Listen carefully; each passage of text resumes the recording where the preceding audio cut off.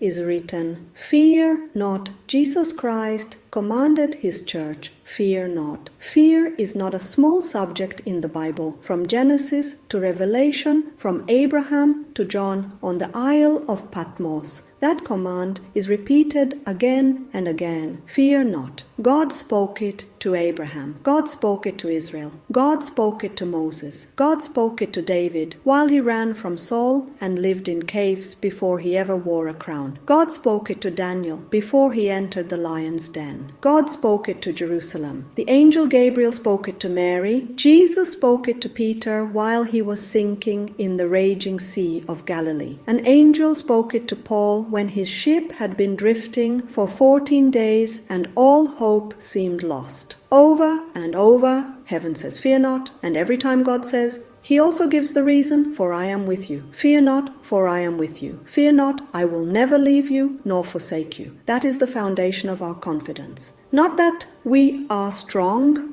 not that we have all the answers, not that we know how it will work out, but that we are not talking about never feeling fear. We are talking about refusing to let fear stop us, because we cannot live our lives trapped in dread of what might happen. Satan's strategy is simple. Make believers shrink back, live small, play safe, never step into destiny. But God calls his people to be bold, to be brave, to move forward. Do not be afraid, be fearless. Fear ye not. Different words, same message. It is so important that when the New Testament is written, Paul writes to a young pastor named Timothy and says, "God has not given us a spirit of fear, but of power, love, and a sound mind." Of all the things God could give, fear is not one of them. Fear is a thief. And Isaiah records God's words, "Fear not, for I am with you." That's it.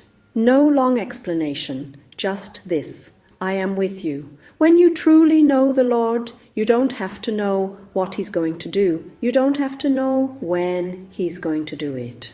You don't have to know how he's going to do it. You only need to know he is with me. Fear is the enemy's favorite tool. Its purpose is to stop progress. Fear tries to freeze you or push you backward, but God designed you to move forward. If you sense fear attached to something in your life, an opportunity, a relationship, a calling, a dream, a step of obedience, and you know God did not give that fear, then you know where it came from. And if the enemy is trying to keep you away from something, it's because there is something in that place that God wants you to have. Fear prevents forward progress, but faith opens doors. So the believer's response is simple. I will not fear. Not because life is easy, not because danger doesn't exist, but because God is greater. You have no reason to be afraid, my friend. Not because you are so capable, not because you are so prepared, but because you have a Father who loves you. He has already gone ahead of you. He has already arranged what you cannot see. All he needs is a willing heart that says, "Yes, Lord." And when you step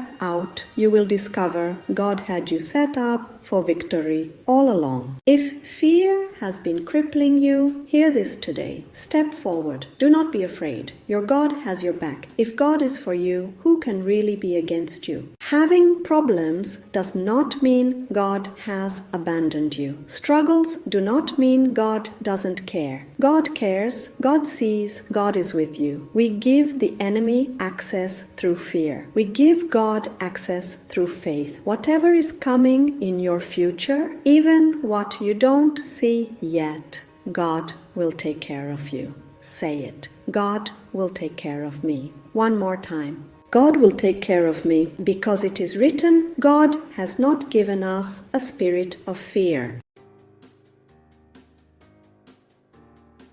Declare, I reject fear. I receive power. I receive love. I receive a sound mind. It is written. It's settled.